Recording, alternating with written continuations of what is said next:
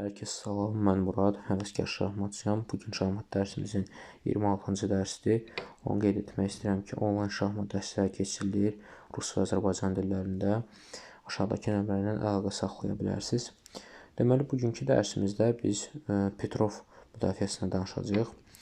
Petrov müdafiəsi həmçinin Rus partiyası kimi də adlanır.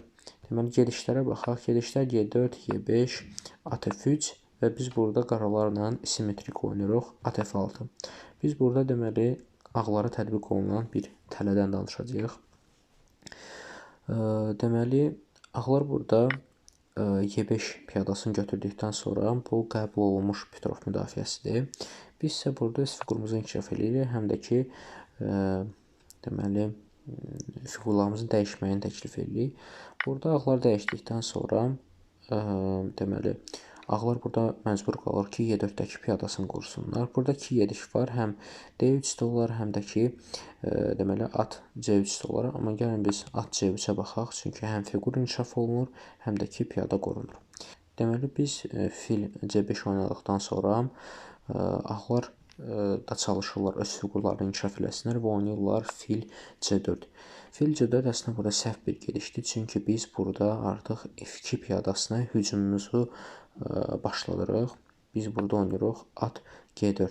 At G4 oynadıqdan sonra düşünə bilərsiniz ki, bir dənə qala qurma ilə qorunmaq olar. Amma burada vəzirlə də biz əlavə hücum edirik və oynayırıq vəzir H4.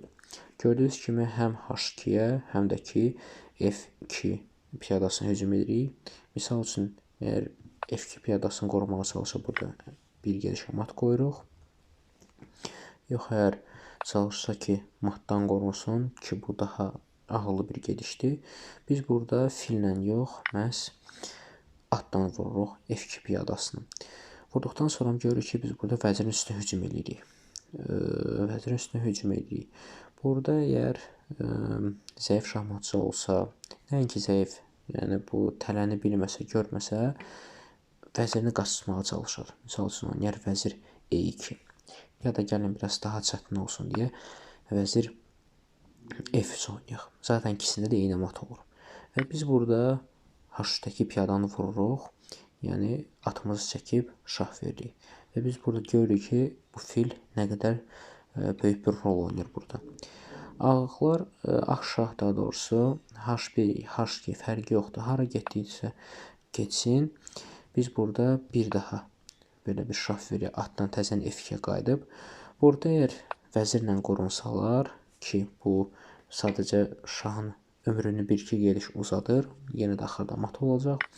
Götürdükdən sonra deməli fillə belə bir şah verdikdən sonra şah misal üçün gedir G1 xanasına.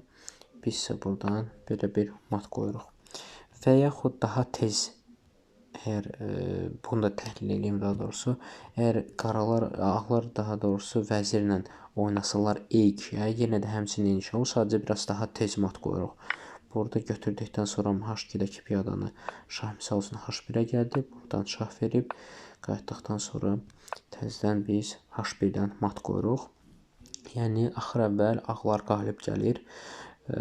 Yəni, bu Petrov müdafiəsindəki bu F2-dəki zəif olan piyadanın üstünə hücumla qaralar qalib gəlir. Bu debyutu oynaya bilərsiniz qaralar əvəzindən. Çox yaxşı bir debyutdur. Yüksək səviyyədəki şahmatçılar da belə tələlərə düşə bilirlər.